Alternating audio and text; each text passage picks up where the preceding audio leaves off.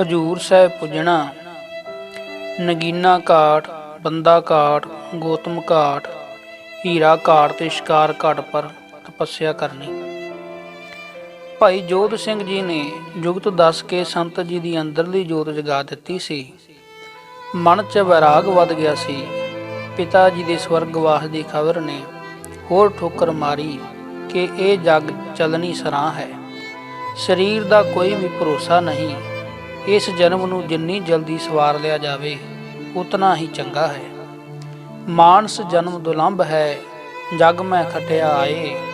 ਪੂਰੇ ਭਾਗ ਸਤਿਗੁਰ ਮਿਲੈ, ਹਰ ਨਾਮ ਤੇ ਆਏ।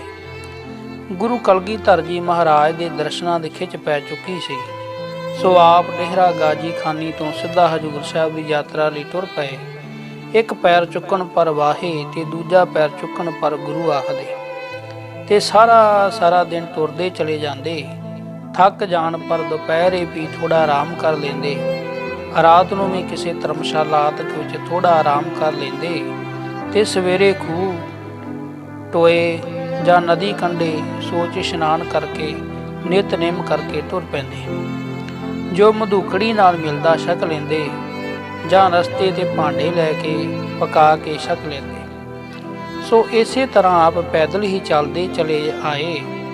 ਵੈਰਾਗ ਠਾਠਾ ਮਾਰਿਆ ਸੀ ਤੇ ਗੁਰੂ ਦਰਸ਼ਨਾਂ ਦੀ ਖਿੱਚ ਵੱਧ ਰਹੀ ਸੀ। ਆਖਰ ਉਹ ਘੜੀ ਆ ਪੁੱਜੀ। ਦੂਰੋਂ ਹੀ ਗੁਰਦੁਆਰੇ ਸਾਹਿਬ ਦਾ ਸੁਨਹਿਰੀ ਕਲਸ਼ ਤੇ ਨਿਸ਼ਾਨ ਸਾਹਿਬ ਦੇ ਦਰਸ਼ਨ ਹੋਏ ਤਾਂ ਆਪ ਨੇ ਵਾਹਿਗੁਰੂ ਜੀ ਕਾ ਖਾਲਸਾ ਵਾਹਿਗੁਰੂ ਜੀ ਕੀ ਫਤਿਹ ਗਜਾਈ ਤੇ ਉੱਥੋਂ ਹੀ ਨਮਸਕਾਰ ਕੀਤੀ। ਬਲਿਹਾਰ ਬਲਿਹਾਰ ਸੱਚੇ ਪਾਤਸ਼ਾਹ, ਤੇਰੀਆਂ ਕੁਦਰਤਾਂ ਤੋਂ।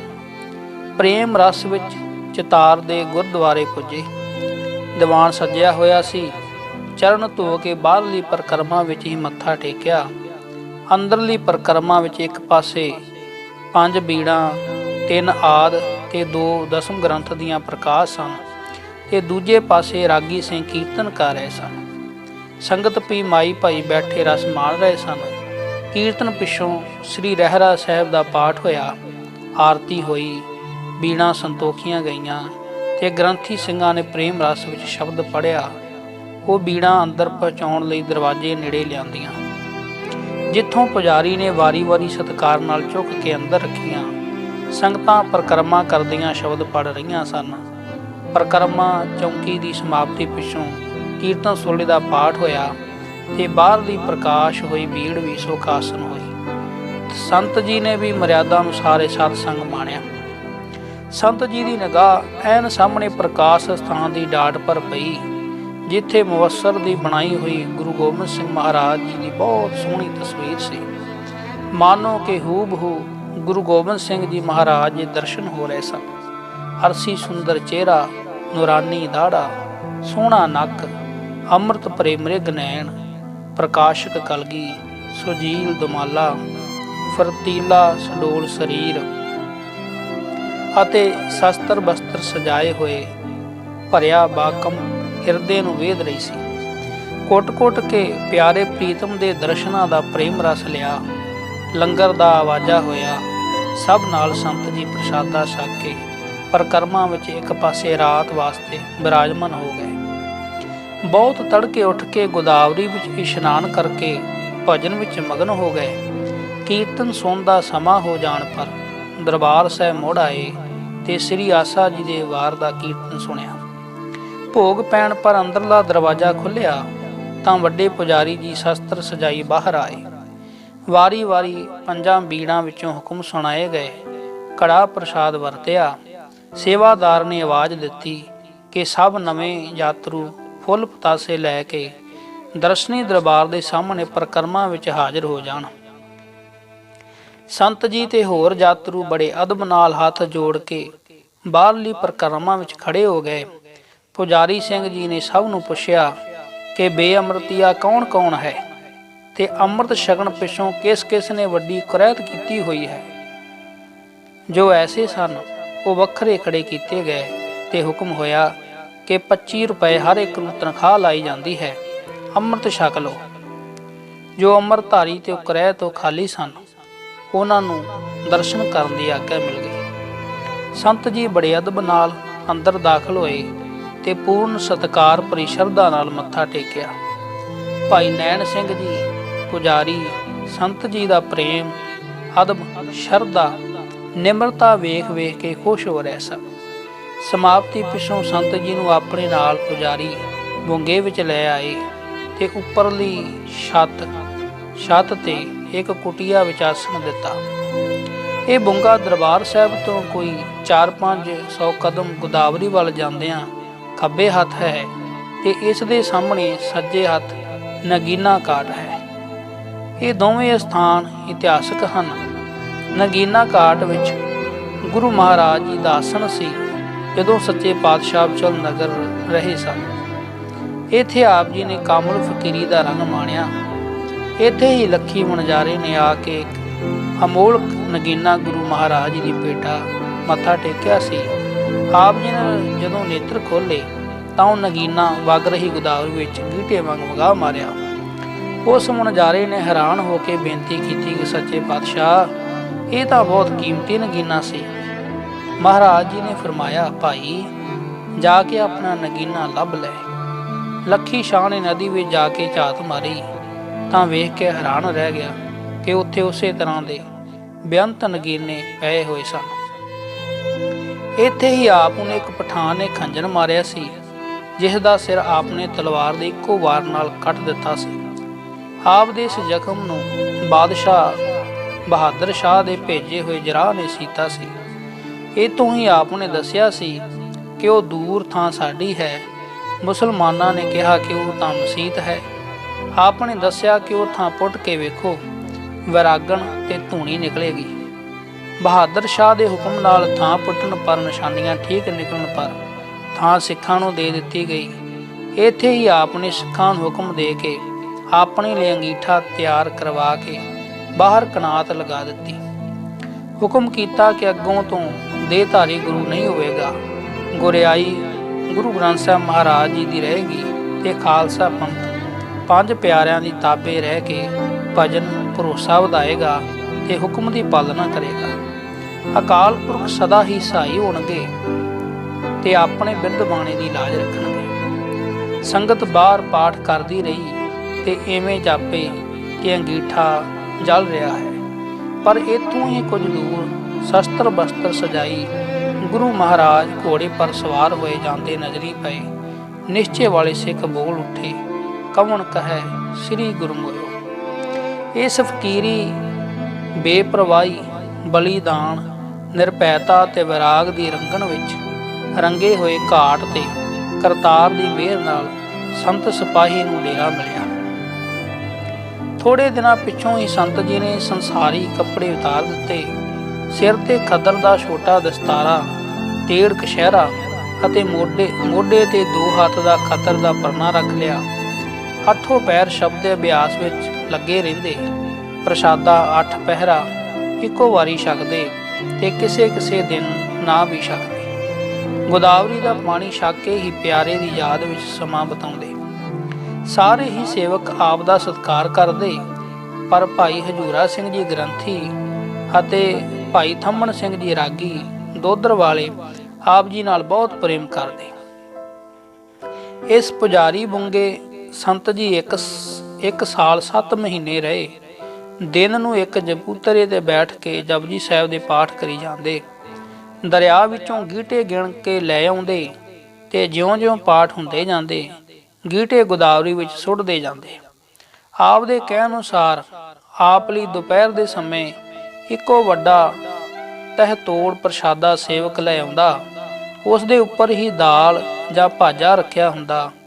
ਆਪ ਹੱਥ ਤੇ ਲੈ ਕੇ ਛਕ ਲੈਂਦੇ ਤੇ ਗੋਦਾਵਰੀ ਤੋਂ ਬੁੱਕ ਨਾਲ ਪਾਣੀ ਛਕ ਕੇ ਸ਼ੁਕਰ ਕਰਦੇ। ਗੁਰਮੰਤਰ ਦਾ ਜਾਪ ਸਾਰੀ ਰਾਤ ਗੋਦਾਵਰੀ ਕੰਢੇ ਜੋ ਛੋਟੀ ਗੁਫਾ ਹੈ ਉਸ ਵਿੱਚ ਬੈਠ ਕੇ ਕਰਦੇ ਰਹਿੰਦੇ। ਕਦੀ ਬੁੰਗੇ ਉੱਪਰਲੀ ਛੱਤ ਪਰ ਇੱਕ ਛੋਟੀ ਜਿਹੀ ਕੋਠੜੀ ਵਿੱਚ ਜਾ ਬੈਠਦੇ। ਗੁਰਮੰਤਰ ਤੇ ਮੂਲ ਮੰਤਰ ਤੋਂ ਛੁੱਟ ਇਸ ਘਾਟ ਦੀ ਕੁਟੀਆ ਵਿੱਚ ਆਪ ਨੇ ਥਿਰ ਕਰ ਬੈਸੋ ਹਰ ਜਨ ਪਿਆਰੇ ਤੇ ਗੁਰੂ ਘਰ ਦੇ ਗਾਇਤਰੀ ਮੰਤਰ ਗੋਬਿੰਦੇ ਮੁਕੰਦੇ ਉਦਾਰੇ ਅਪਾਰੇ ਹਰਿਯੰ ਕਰੀ ਨਰਨਾਮੇ ਕਾਮੇ ਦੀ ਵੀ ਅਟੁੱਟ ਆਰਾਧਨਾ ਕੀਤੀ। ਉਸ ਸਮੇਂ ਆਪ ਜੀ ਕਿਸੇ ਨਾਲ ਗੱਲਬਾਤ ਨਾ ਕਰਦੇ। ਕੋਈ ਬਚਨ ਕਰਦਾ ਤਾਂ ਆਪ ਹੱਥ ਜੋੜ ਦਿੰਦੇ ਜਾਂ ਪਰੇ ਚਲੇ ਜਾਂਦੇ। ਅਧੀਨਗੀ ਬਹੁਤ ਸੀ, ਹਰ ਇੱਕ ਸਿੱਖ ਦੀ ਪੈਰੀ ਪੈਂਦੇ ਤੇ ਕੋਈ ਕੌੜਾ ਬਚਨ ਵੀ ਕਰਦਾ ਤਾਂ ਚੁੱਪ ਰਹਿੰਦੇ। ਉਸ ਸਮੇਂ ਦੀਆਂ ਇਹ ਸਾਖੀਆਂ ਸਾਡੇ ਸਾਹਮਣੇ ਸੰਤ ਜੀ ਦੇ ਵਿਰਾਗ, ਤਪੱਸਿਆ ਅਤੇ ਪ੍ਰੇਮ ਦਾ ਨਕਸ਼ਾ ਰੱਖਦੀਆਂ ਹਨ। ਨੰਬਰ 1। ਇੱਕ ਦਿਨ ਆਪ ਗੋਦਾਵਰੀ ਦੇ ਕਿਨਾਰੇ ਕਿਨਾਰੇ ਚੱਲਦੇ ਹੋਏ 3 ਮੀਲ ਨਿਕਲ ਗਏ ਤੇ ਇੱਕ ਇਕਾਂਤ ਥਾਂ ਸਮਝ ਕੇ ਦਰਿਆ ਦੇ ਪਾਣੀ ਵਿੱਚ, ਜਿੱਥੇ ਗੋਡੇ ਗੋਡੇ ਪਾਣੀ ਸੀ, ਖੜੇ ਹੋ ਕੇ ਤਪ ਕਰਦੇ ਰਹੇ। ਆਹਾਰ ਆਪ ਦਾ ਕੇਵਲ ਗੋਦਾਵਰੀ ਦਾ ਜਲ ਹੀ ਸੀ। 8 ਦਿਨ ਬੀਤ ਗਏ। ਇੱਕ ਰਾਤ ਭਾਈ ਨਾਨੂ ਸਿੰਘ ਜੀ ਪੁਜਾਰੀ ਨੂੰ ਸੁਪਨਾ ਆਇਆ ਕਿ ਗੁਰੂ ਦਾ ਪਿਆਰਾ ਗੋਦਾਵਰੀ ਕਿਨਾਰੇ ਕਈ ਦਿਨ ਤੋਂ ਤਪ ਕਰ ਰਿਹਾ ਹੈ। ਉਸ ਨੇ 8 ਦਿਨ ਤੋਂ ਅੰਨ ਗ੍ਰਹਿਣ ਨਹੀਂ ਕੀਤਾ। ਤੁਸੀਂ ਉਸ ਨੂੰ ਜਾ ਕੇ ਪ੍ਰਸ਼ਾਦਾ ਛਕਾਓ। ਦਿਨ ਚੜੇ ਭੋਗ ਪਿਛੋਂ ਪੁਜਾਰੀ ਜੀ ਪ੍ਰੇਮ ਨਾਲ ਪ੍ਰਸ਼ਾਦਾ ਤਿਆਰ ਕਰਵਾ ਕੇ ਲੈ ਗਏ ਤੇ ਗੋਦਾਵਰੀ ਦੇ ਕੰਢੇ ਕੰਢੇ ਕੋਈ 2 ਮੀਲ ਤੱਕ ਢੂੰਡ ਕੇ ਮੁੜ ਆਏ। ਰਾਤ ਨੂੰ ਫਿਰ ਪੁਜਾਰੀ ਜੀ ਨੂੰ ਸੁਪਨਾ ਆਇਆ ਕਿ 1 ਮੀਲ ਹੋਰ ਅੱਗੇ ਜਾਓ ਅਤੇ ਜਾ ਕੇ ਪ੍ਰਸ਼ਾਦਾ ਛਕਾਓ। ਸੋ ਅਗਲੇ ਦਿਨ ਉਹ ਉੱਥੇ ਪੁੱਜ ਗਏ ਤਾਂ ਸੰਤ ਜੀ ਨੂੰ ਗੋਡੇ ਗੋਡੇ ਪਾਣੀ ਵਿੱਚ ਖੜਾ ਵੇਖਿਆ। ਨਿਮਰਤਾ ਸਹਿਤ ਪ੍ਰਸ਼ਾਦ ਛਕਣ ਲਈ ਬੇਨਤੀ ਕੀਤੀ, ਪਰ ਸੰਤ ਜੀ ਨੇ ਨਾ ਕਰ ਦਿੱਤੀ।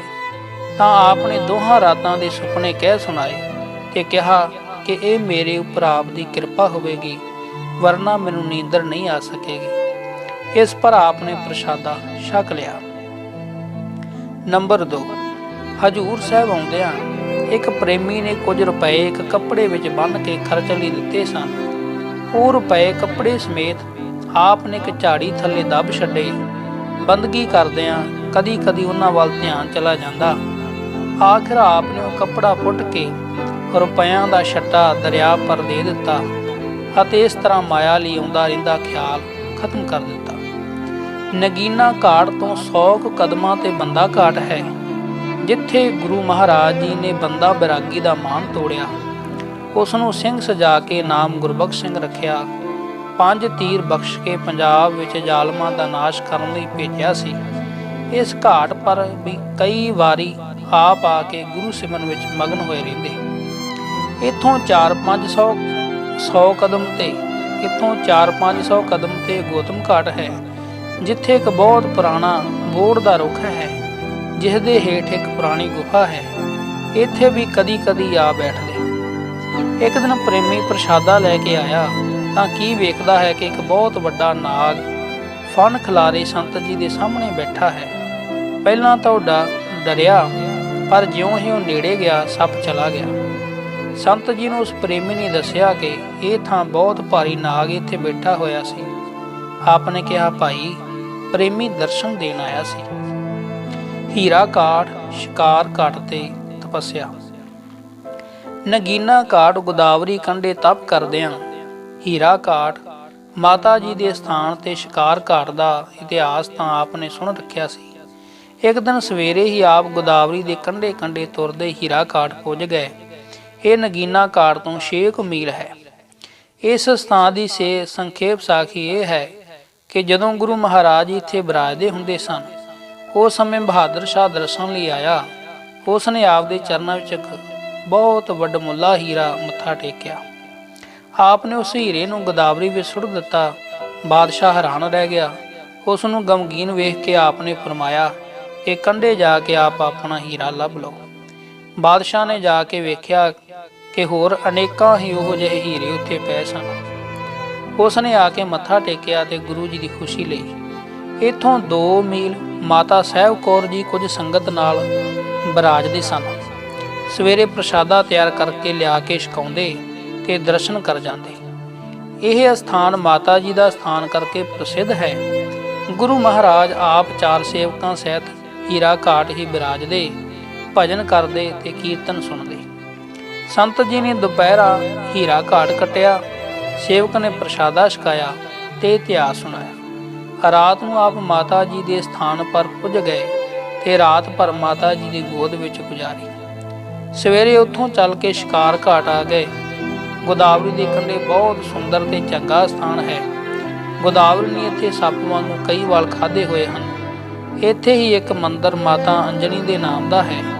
ਇੱਥੇ ਹਨੂਮਾਨ ਦੀ ਮਾਤਾ ਅੰਜਨੀ ਆਪਣੇ ਪਿਤਾ ਗੌਤਮ ਦੇ ਸ਼ਰਾਪ ਤੋਂ ਡਰ ਕੇ ਆ ਲੁਕੀ ਸੀ ਅਤੇ ਇੱਥੇ ਹੀ ਉਸ ਦੀ ਕੁੱਖੋਂ ਪਵਨ ਪੁੱਤਰ ਹਨੂਮਾਨ ਦਾ ਜਨਮ ਹੋਇਆ ਸੀ। ਉੱਪਰ ਹੀ ਇੱਕ ਟੱਲਾ ਹੈ ਜਿੱਥੇ ਇੱਕ ਛੋਟਾ ਜਿਹਾ ਸਰੋਵਰ ਹੈ ਜਿਸ ਦਾ ਪਾਣੀ ਬਹੁਤ ਚੰਗਾ ਹੈ, ਨਾਲੇ ਹਰ ਮੌਸਮ ਵਿੱਚ ਰਹਿੰਦਾ ਹੈ। ਹਵਾ ਹਰ ਸਮੇਂ ਹੀ ਵਗਦੀ ਰਹਿੰਦੀ ਹੈ। ਇੱਥੇ ਹੀ ਗੁਰੂ ਗੋਬਿੰਦ ਸਿੰਘ ਜੀ ਮਹਾਰਾਜ ਜੀ ਨੇ ਮੂਲੇ ਖੱਤਰੀ ਦਾ ਤੀਰ ਮਾਰ ਕੇ ਉਧਾਰ ਕੀਤਾ ਸੀ, ਜੋ ਹੁਣ ਸਹੇ ਦੀ ਜੂਨ ਵਿੱਚ ਸੀ ਤੇ ਗੁਰੂ ਨਾਨਕ ਸਾਹਿਬ ਜੀ ਦਾ ਹੁਕਮ ਪੂਰਾ ਹੋਇਆ, ਜੋ ਉਹਨਾਂ ਨੇ ਮੂਲੇ ਖੱਤਰੀ ਦੇ ਸੱਪ ਲੜ ਜਾਣ ਕਰਕੇ ਮਰਨ ਕਿਨਾਰੇ ਹੋਣ ਪਰ ਕਿਹਾ ਸੀ ਕਿ ਇਸ ਦਾ ਉਧਾਰ 10ਵੇਂ ਜਾਮੇ ਵਿੱਚ ਕਰਾਂਗੇ। ਗੁਰੂ ਗੋਬਿੰਦ ਸਿੰਘ ਜੀ ਨੇ ਉਸ ਸਮੇਂ ਸਿੰਘਾਂ ਨੂੰ ਕਿਹਾ ਸੀ ਕਿ ਵੇਖੋ ਕਿਹੋ ਜਿਹਾ ਸੁੰਦਰ ਸਥਾਨ ਹੈ, ਇੱਥੇ ਆਨੰਦਪੁਰੀ ਵਰਗੀ ਹਵਾ ਵਗਦੀ ਹੈ, ਸੋ ਇੱਥੇ ਹੀ ਵਸ ਜਾਓ। ਸਿੰਘਾਂ ਨੇ ਬਚਨ ਮੋੜਿਆ ਕਿ ਮਹਾਰਾਜ ਪੰਜਾਬ ਘਰਾਂ ਨੂੰ ਜਾਣ ਲਈ ਚਿੱਤ ਕਰਦਾ ਹੈ, ਬਾਲ ਬੱਚੇ ਯਾਦ ਆਉਂਦੇ ਹਨ, ਤਾਂ ਆਪ ਨੇ ਫਰਮਾਇਆ ਕਿ ਇੱਥੇ ਹੀ ਘਰ ਬਣਾ ਲਵੋ। ਅੱਛਾ, ਜੇ ਹੁਣ ਬਚਨ ਨਹੀਂ ਮੰਨਦੇ ਤਾਂ ਜਾਓ, ਜੂਠੀਆਂ ਪਤਲਾਂ ਚੱਟੋਗੇ, ਫੇਰ ਕਦੀ ਆ ਕੇ ਵਸੋਗੇ। ਸੇਵਕ ਨੇ ਆਪ ਜੀ ਨੂੰ ਜਵਾਰ ਦੇ ਪ੍ਰਸ਼ਾਦੇ ਸਾਗ ਨਾਲ ਛਕਾਏ ਅਤੇ ਇਤਿਹਾਸ ਸੁਣਾਇਆ। ਸ਼ਿਕਾਰ ਘਾਟ ਦੀ ਹਵਾ, ਸੁੰਦਰ ਜਲ ਦਾ ਕੁੰਡ ਤੇ ਇੱਥੋਂ ਦੇ ਸੇਵਕ ਦੇ ਗਰੀਬ ਸੁਭਾਅ ਨੇ ਸੰਤ ਜੀ ਨੂੰ ਪ੍ਰੇਰ ਲਿਆ। ਆਪ ਇੱਥੇ ਟਿਕ ਪਏ ਤੇ 3 ਮਹੀਨੇ ਰਹੇ। ਕਦੀ ਕਦੀ ਅੱਗੇ ਜੰਗਲ ਵਿੱਚ ਵੀ ਜਾ ਕੇ ਭਜਨ ਆਦਿ ਕਰਦੇ ਰਹਿੰਦੇ। ਪੁਜਾਰੀ ਨੈਣਾ ਸਿੰਘ ਜੀ ਨੇ ਭਾਈ ਹਜੂਰਾ ਸਿੰਘ ਜੀ ਗ੍ਰੰਥੀ ਦੇ ਹੱਥ 2 ਕਛਹਿਰੇ ਤੇ 1 ਪਰਨਾ ਭੇਜਿਆ।